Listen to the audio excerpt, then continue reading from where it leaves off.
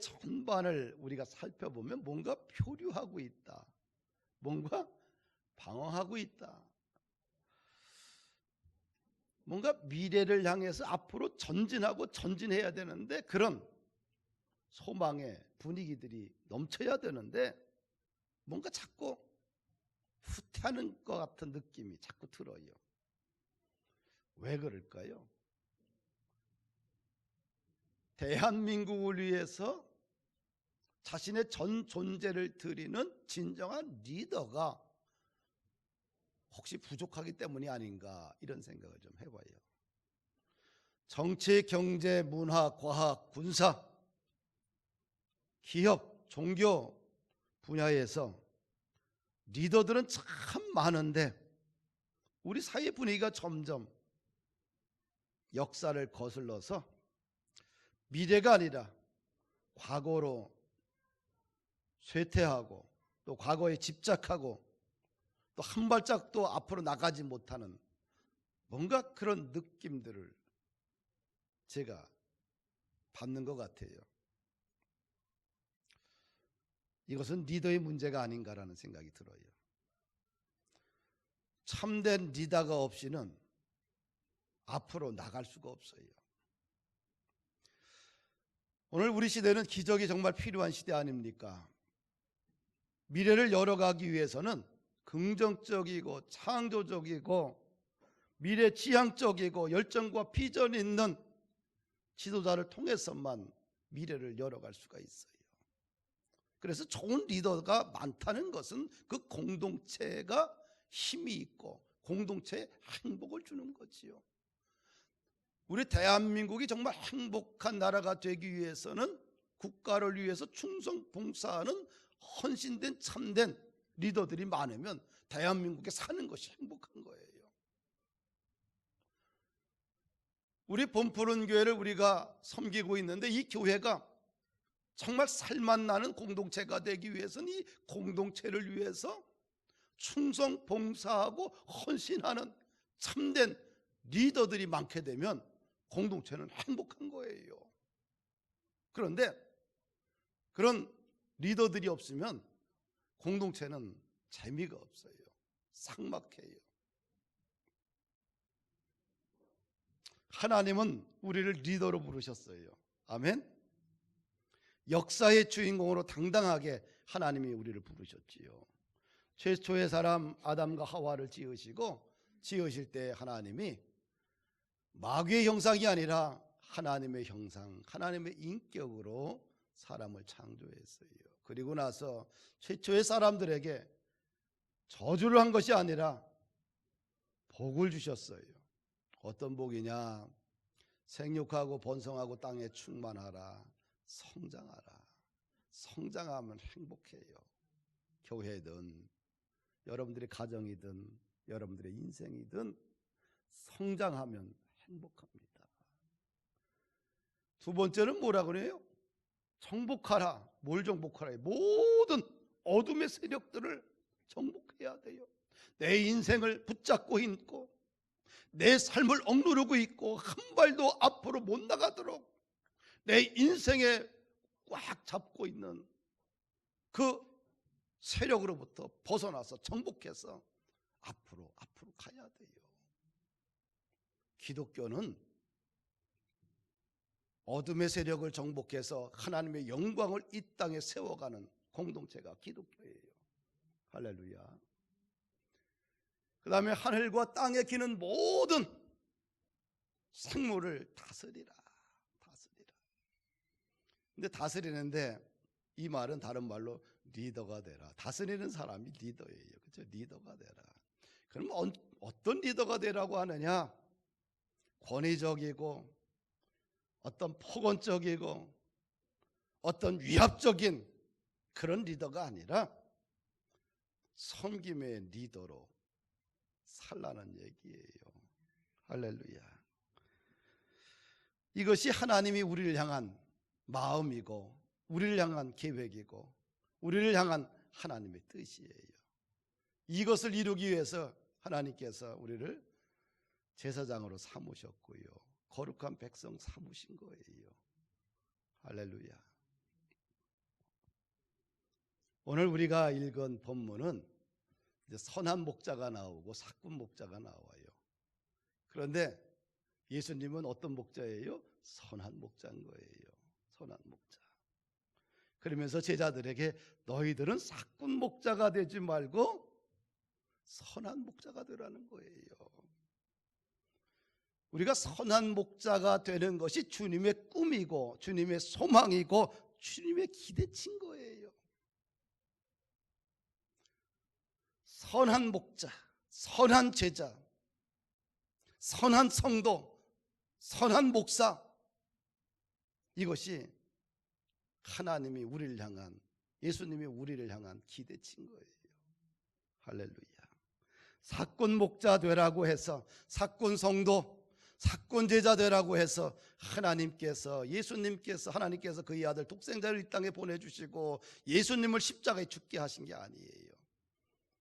선한 목사, 선한 성도, 선한 제자가 되기 위해서예요. 할렐루야.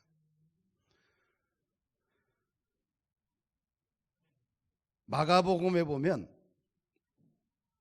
예수님의 12제자가 나오는데 야고보와 요한이 인사청탁을 해요.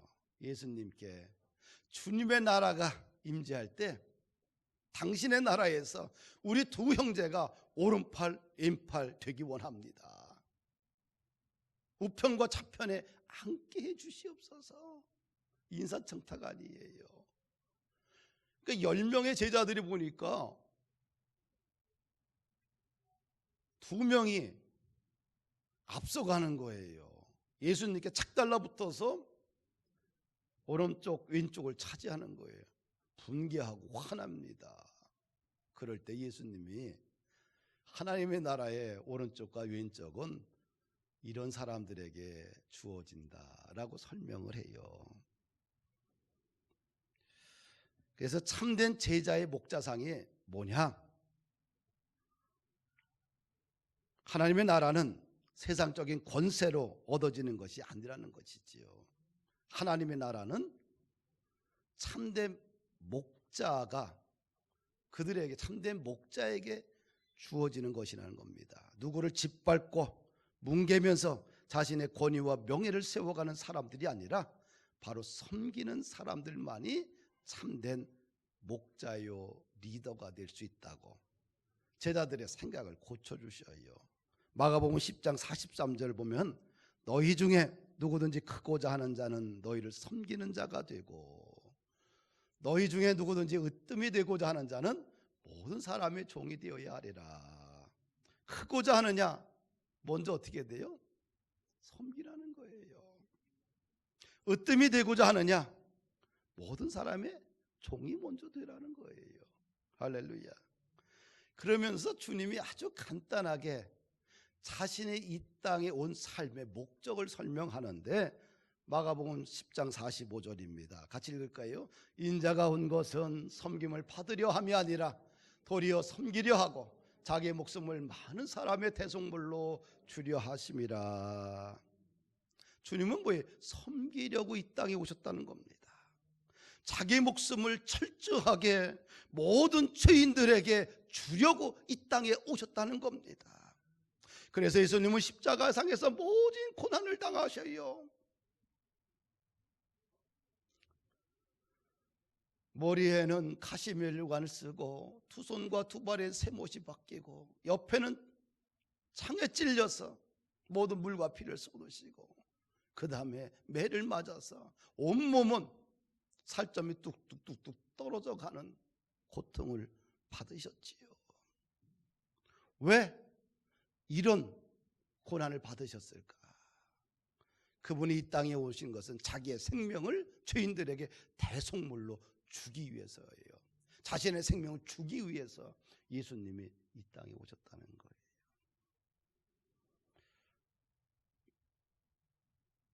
그분께서, 예수님께서 자신의 생명을 십자가에 주심으로 인하여서 우리에게는 구원의 선물을 주셨지요. 그분에게는 고통이지만 우리에게는, 그분의 고통이 우리에게는 구원의 생명을 주셨다는 거예요. 할렐루야. 우리가 제자로 살아갈 때 어떻게 돼요? 섬기고 종이 되게 되면 내게는 고통이지만 대접받는 사람들에게는 기쁨이 되잖아요. 할렐루야. 아멘. 교회 입구에 이렇게 돌아오면 매주일 깨끗해요. 토요일마다 누군가 와서 화장실을 갖다가 깨끗이 청소하겠지요. 다 청소하고요. 주변 청소하고요. 또 오다 보니까 어떻게 돼요? 가을에 국화로 다 심겨져 있잖아요. 어제 누군가 국화를 사다가 또 심었겠지요.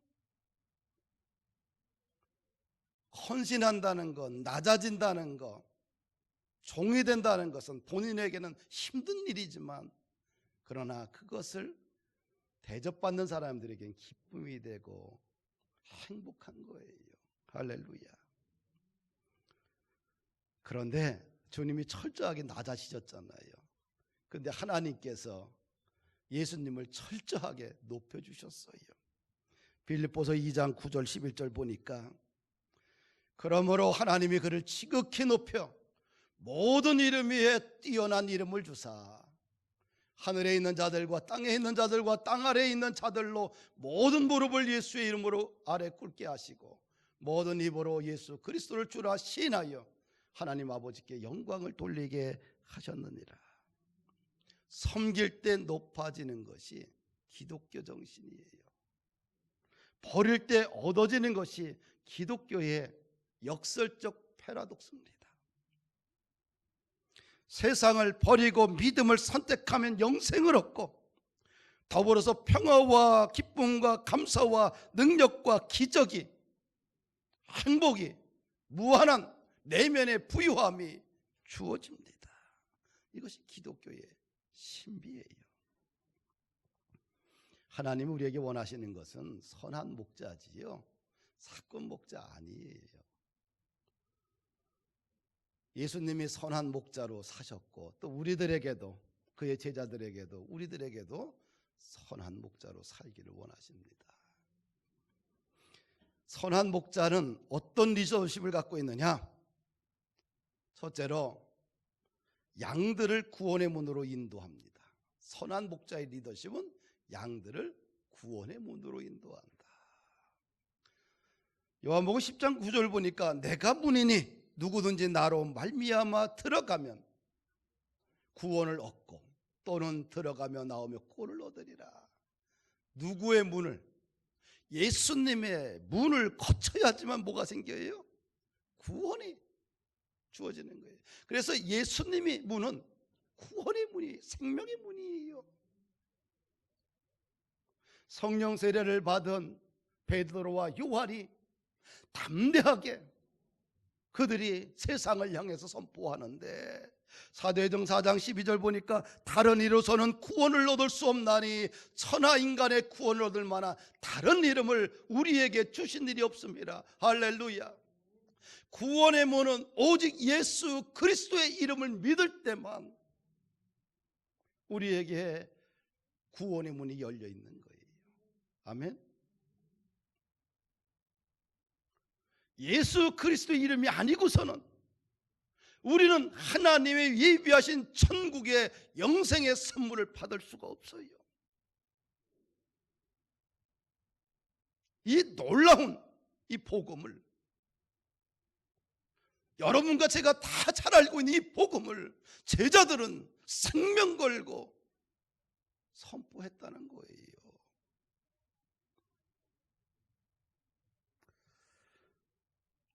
복음이라는 것은 항상 고난의 계절에 빛을 발휘하게 돼요. 오히려 왕성하게 일어나게 됩니다.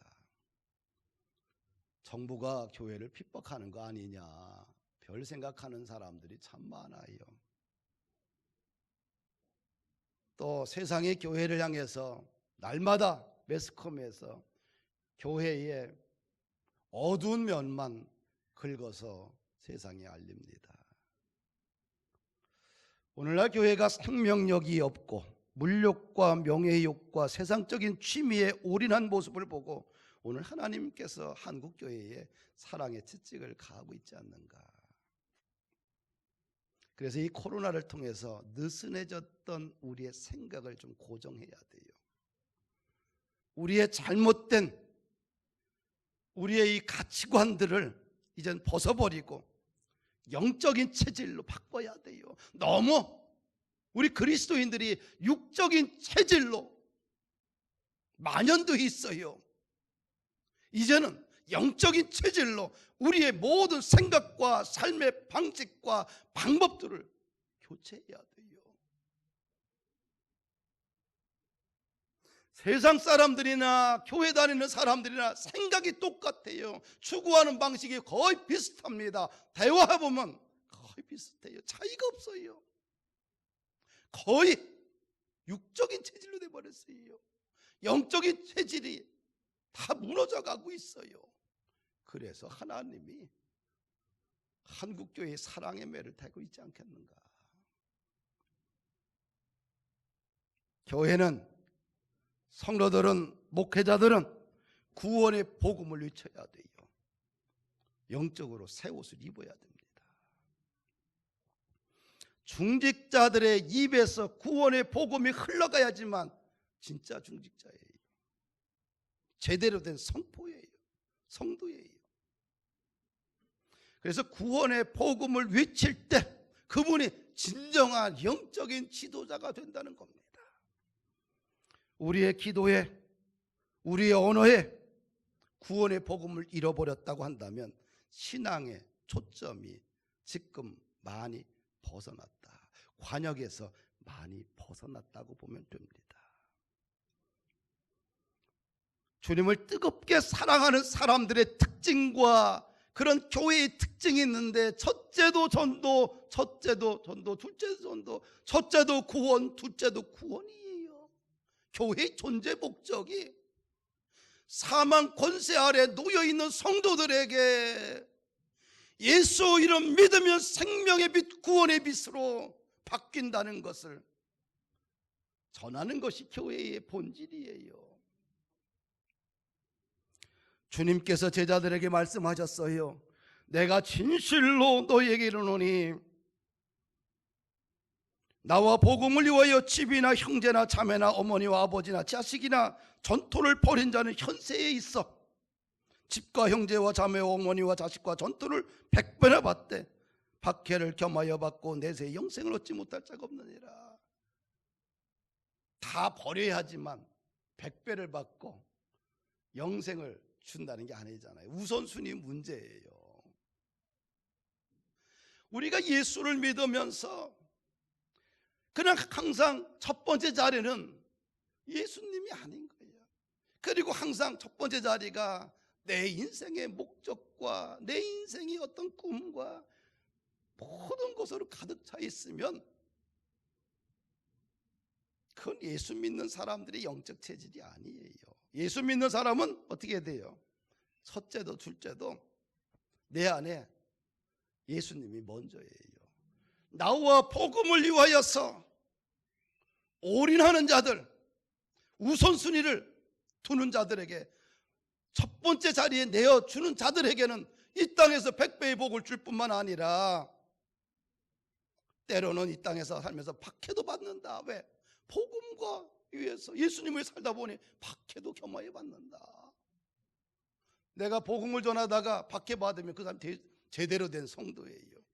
뿐만 아니라 영생의 선물도 준다는 거예요. 할렐루야.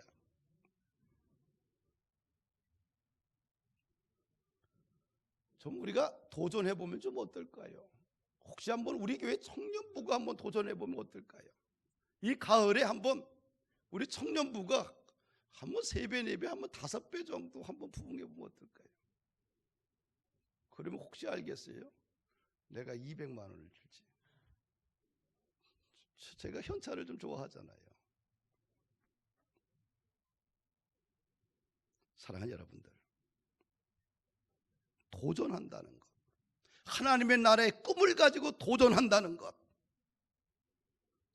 우리의 심령 속에 성령의 꿈을 담는다는 것, 우리의 마음 깊은 곳에 간절함으로 하나님의 소원을 담는다는 것, 복음의 본질을 가지고 한번 씨름해 본다는 것, 너무 귀해요.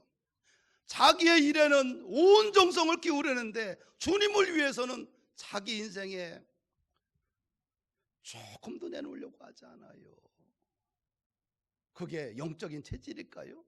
영적인 체질을 갖고 있는 사람은 자기 인생도 중요하지만 먼저 하나님의 나라와 의를 위해서 먼저 내 공간을 내어드리는 거예요. 생각의 전환이 좀 필요하다는 생각이 좀 들어요. 할렐루야. 오히려 이런 고난의 계절에 하나님, 나도 성장하길 원합니다.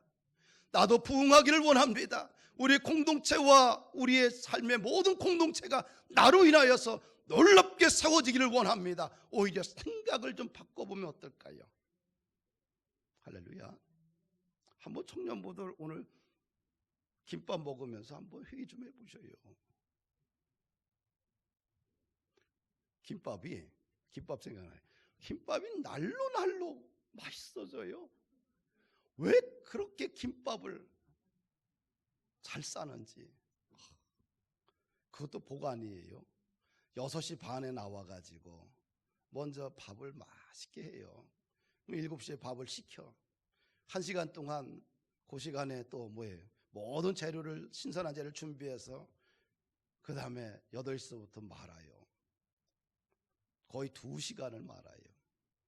그래 얼마나 정성이 많이 들어가요. 한 줄에 10,000원을 주고 사 먹어도 아깝지 않아요. 왜? 그만큼 영양가가 있어요.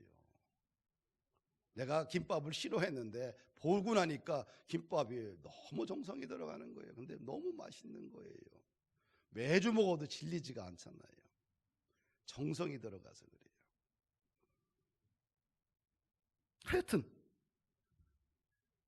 사랑하는 여러분들, 이 마음속에, 우리 심령 속에 한번 주님의 꿈을 한번 좀 담아보자. 선한 목자의 리더십 두 번째는 뭐냐면 양으로 생명을 얻게 하고 더 풍성하게 얻게 하는 일에 앞장선다는 거예요. 10절 보니까 도적이 오는 것은 도적질하고 죽이고 멸망시키려는 뿐이요 내가 온 것은 양으로 생명을 얻게 하고 더 풍성히 얻게 하려 하는 것이라. 사꾼 목자는 양들에게 관심도 없어요. 사꾼 목자는 도적질하고 죽이고 멸망시키는 것밖에 없어요. 그러나 선한 목자 대신 주님은 양으로 생명을 얻게 하고 더 풍성하게 얻게 한다. 오직 선한 목자의 관심은 양에게 있어요. 양이 잘 되길 바라는 것이 선한 목자의 생각이에요. 그래서 예수님은 항상 무리를 바라볼 때에 긍휼한 마음을 가지고 바라봤어요. 예수님의 모든 치유 사역을 보게 되면 다 불쌍히 여기는 마음이 있어요. 그 불쌍히 여기는 긍휼한 마음 속에서 예수님의 모든 사역이 진행된 것을 봅니다. 그러니까 우리는 뭐예요?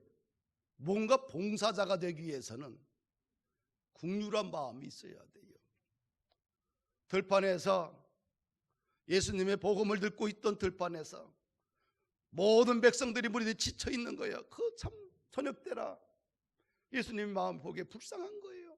그래서 물고기 2마리와 보리떡 5개를 가지고 축사하신 후에 나눠주니까 5,000명이 먹고 어린아이와 여자들은 다 제외하고 5,000명이 먹고 12광주리가 남았는데 다 넉넉히 먹은 거예요. 배부르게 먹고 넉넉하게 남았어요. 이것이 하나님 나라의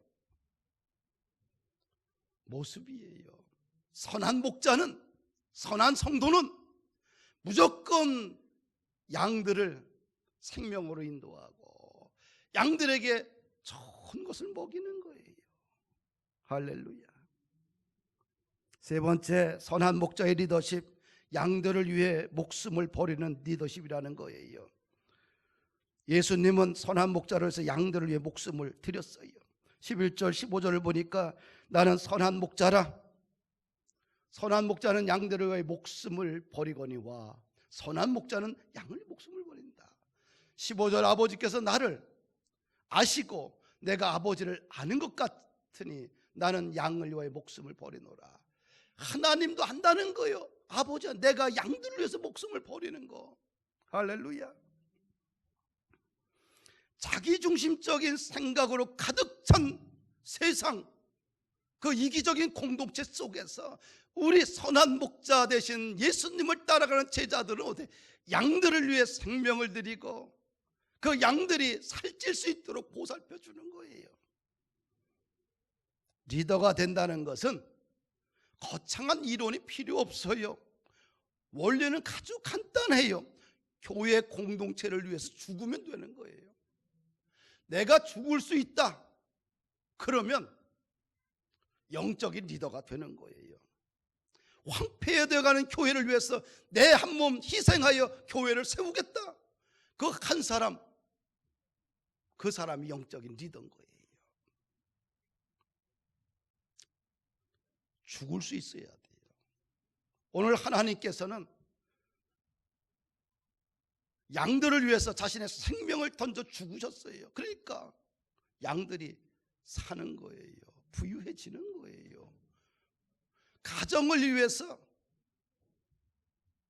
누군가 십자가의 정신을 죽잖아요. 그 가정이 사는 거예요. 교회를 위해서 성도들이 내가 죽겠습니다. 십자가의 정신으로 복음을 가지고 내가 이 교회를 위해서 죽겠습니다. 그 한 사람을 통해서 교회가 위기에서 뚫고 나가 하나님의 영광이 회복되는 거예요. 그 한 사람이 세상을 구하는 거예요. 대통령이, 국무위원들이, 사법행정입법기관의 수장들이 내가 이 민족을 위해서 죽겠습니다. 그 각오로 그들이 직무를 감당하게 되면 대한민국은 살판나는 거예요.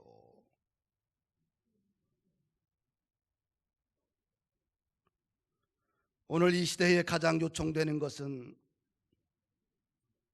선한 목자 되신 예수님의 정신을 우리가 품어야 돼요. 영국의 이코노미지에서는 오늘의 시대상을 리더십 부재의 시대라고 규정하고 있어요. 당신의 나라에 존경할 만한 지도자가 있습니까? 존경받는 지도자가 많으면 그 나라는 행복해요. 존경받는 성도가 많고 지도자가 많다고 한다면 그 교회는 행복한 공동체예요.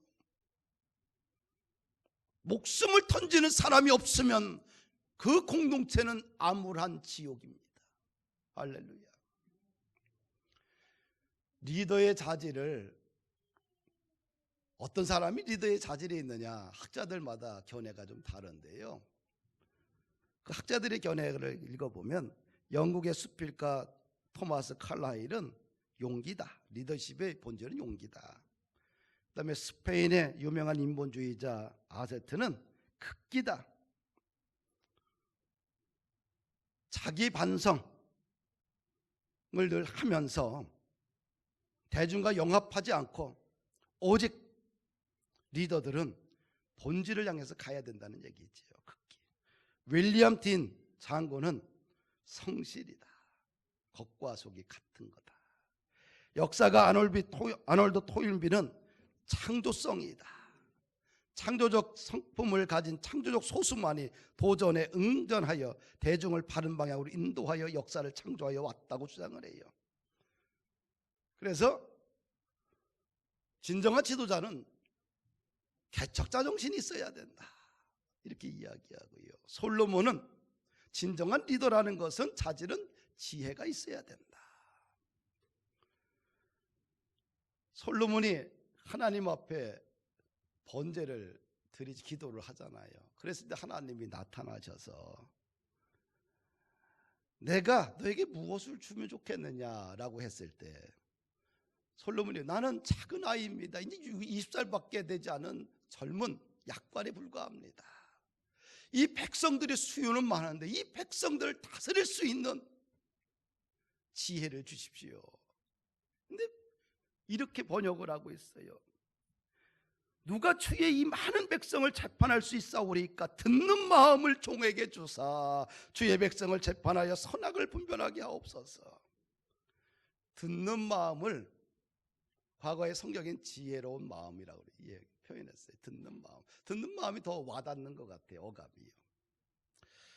듣는 마음을 달라고 기도했어요. 문제의 열쇠를 풀기 위해서 먼저 듣는 마음이 있어야 되잖아요.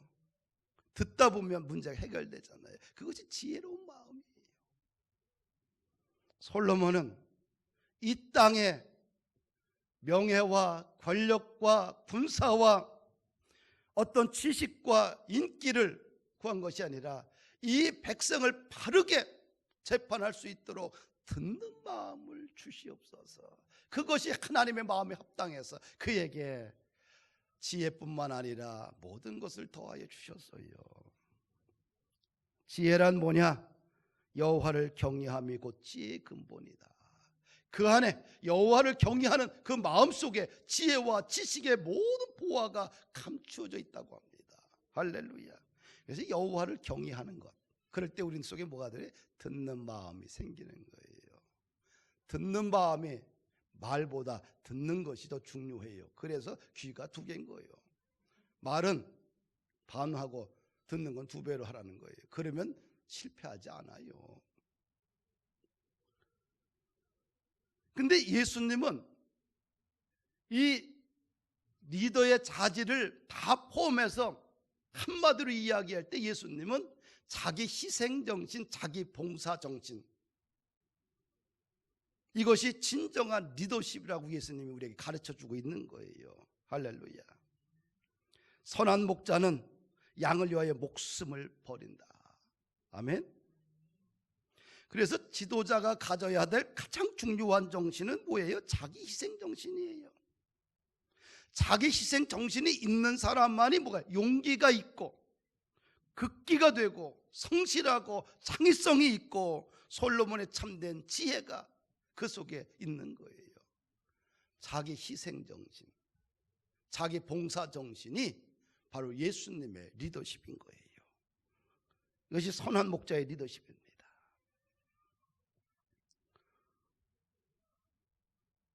데이비드 벤구리온이라는 사람인데 이스라엘 그 공동체의 초대 총리안이에요. 이스라엘 백성들이 가장 존경하는 인물이 모세고 그 다음에 벤구리온이에요. 그러니까 이스라엘 민족의 정신적인 현대의 정신적 지주예요.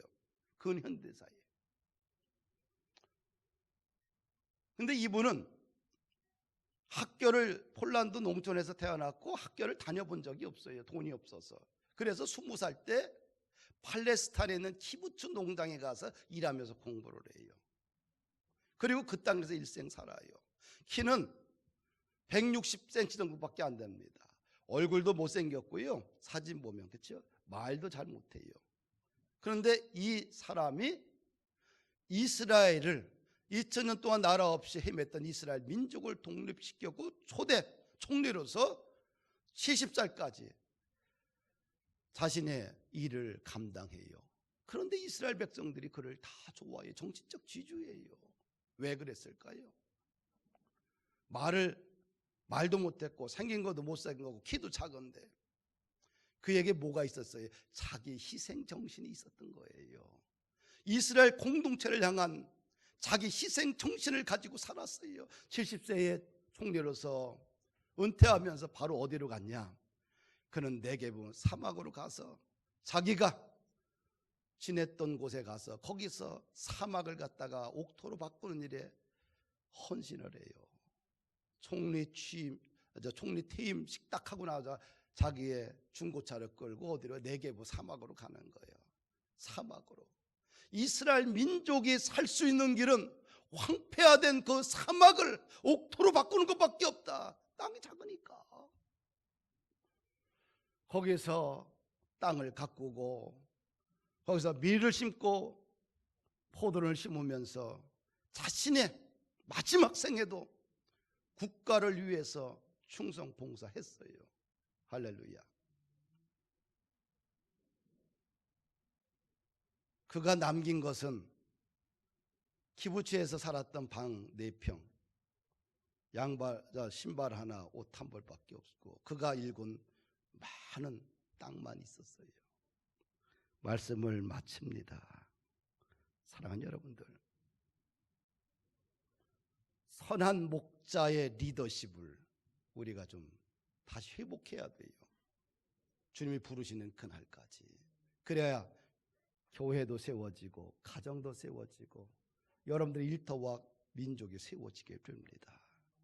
그런 건강한 참된 목자의 거룩한 리더십을 가지고 한 주간 승리하시기를